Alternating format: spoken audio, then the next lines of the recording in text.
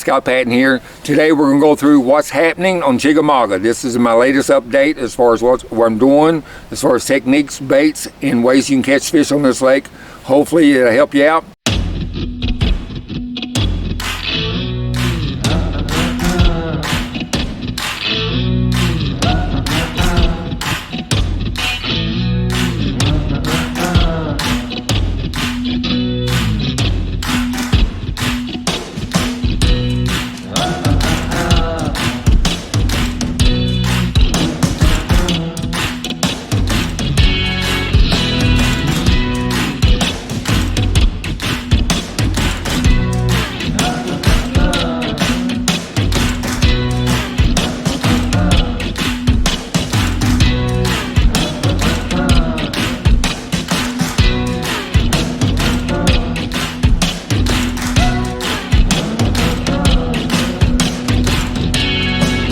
Scott Patton here, just got off the water, just got done fishing, doing a guide trip here on Chick, and had a really good day today.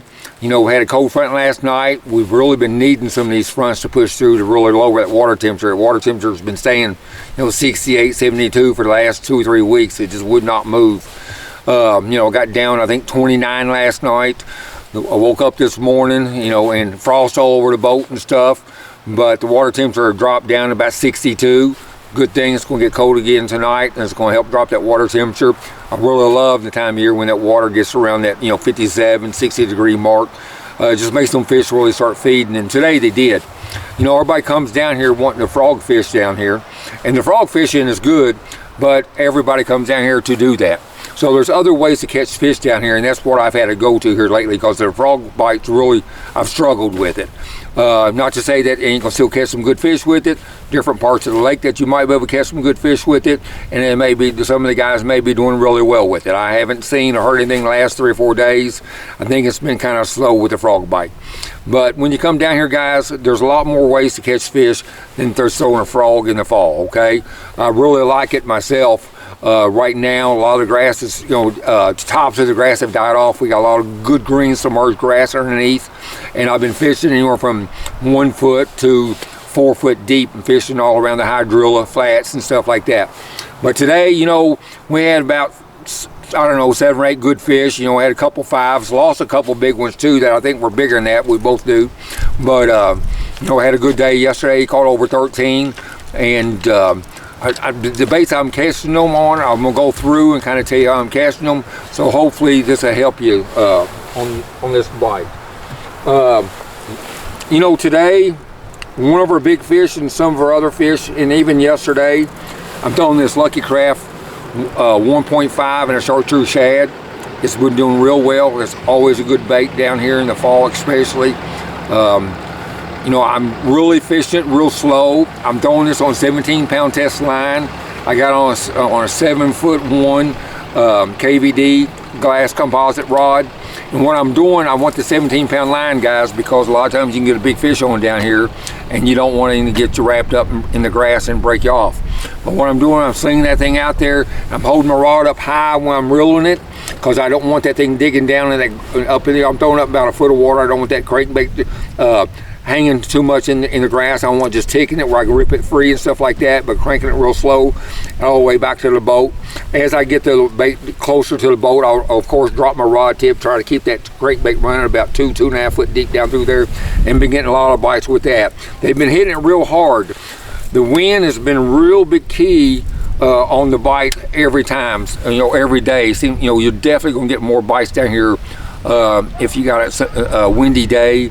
I know it's harder to fish and harder to fight and navigate with, but I'm telling you, it really makes these fish bite a lot better. So that 1.5 has been one bait that we've been casting them on. Every day. I've in the last month, I've really done real well with this little 1/4 ounce spinnerbait that I make. Like I said, that blue, white, and chartreuse, they really like it down here, that turtle shell. It just gives off a little bit different vibration than, say, a Colorado, and even a little bit different flash. But we've been putting like a boot tail grub on there, getting a little bit more action out of it. One of our big ones today, probably about a 6-pounder come on that today. Been catching several fish on it every day. They've been wanting this thing fish really slow. It's only a 1/4 ounce, and I'll use a 1/4 ounce in this turtle shell, more Colorado type blades, because I want to be able to reel things slow. I want to keep it in the strike zone real well. I don't think these fish are super aggressive most days, but I think if you can get that bait going real slow and crank it over them holes in that grass, they jump up and hit the thing, because when they hit it hard. And this has been real good anywhere, again, fishing 1 to 4 foot in the grass. I'm fishing back in the creeks, side pockets and stuff off that main lake, and then just backwater areas up here in the river, okay? So that has been a good bait also. You want to keep throwing that. I'm throwing on 17-pound test fluorocarbon. I'm throwing this on a 7-foot medium. It's a medium action rod. It's got a good action to it. It's another KVD. It's got good action to it. Got good tip, that way I can cast it real good and make a long cast with it, but it still has plenty of backbone. So it's been really important on this spinnerbait. I'm not throwing on a trailer hook on this thing. One thing is because I think it interferes with the action of the trailer, and I just have not had to, because the bite's been really aggressive on this spinnerbait. So, but I'm telling you guys, slow is the key with the spinnerbait also. All right, another bait that has done, you know, and you gotta kind of fish, you know, play around. Like today we had cloud cover. They hit that spinnerbait and the square bill real good. Yesterday we had clear skies, but we had wind. They hit their jerkbait and the crankbait best. So you know, we want to really have all these baits tied on that I'm talking about, and just going to see what's happening per day, because I'm telling you, it's changing. But another bait that I'm using right now is this Lucky Craft pointer. It's a chartreuse shad. It's the same color that I got my square bill in. This has caught several fish. I'm working that fast, but I'm letting it pause, okay? So that's a lot of times when they're hitting this thing. I've had days where we might get 7 or 8 of our fish a day on this. And it seemed like it's been working better more on the sunny days versus the cloudy days. Where on the cloudy days, it's the spinnerbait and square bill, and on the sunnier days, even with the wind, it's been the jerkbait and this square bill. I'm throwing this, I actually have this on 14 or 15-pound test Seaguar. I'm throwing it on a 6'8" medium action KVD rod again. The 6'8" is very important, you guys, when you're throwing a jerkbait, and the reason for that is because it's a shorter rod, and you're not going to wear your wrist out as much when you're working this rod. You don't want to pull sideways. There's a lot more stress on the rod. If you can pull straight down with it, you're not going to work that arm as hard when you're working that jerkbait. You're going to fish it longer, and it's going to help you catch more fish, because you're going to be able to make more casts and stay focused on what you're doing. Again, that's a chartreuse shad Lucky Craft pointer. Now, another bait that I've been doing good with, and this bait's kind of helped us out a lot. I hate showing this because a lot of guys don't throw this bait down here, but it always works good down here in the fall. And this is a shad wrap. That's a number 5. I use a little weight on it so it bait suspends. And on these days where you ain't got no wind, and you ain't hardly got no wind, it's really tough.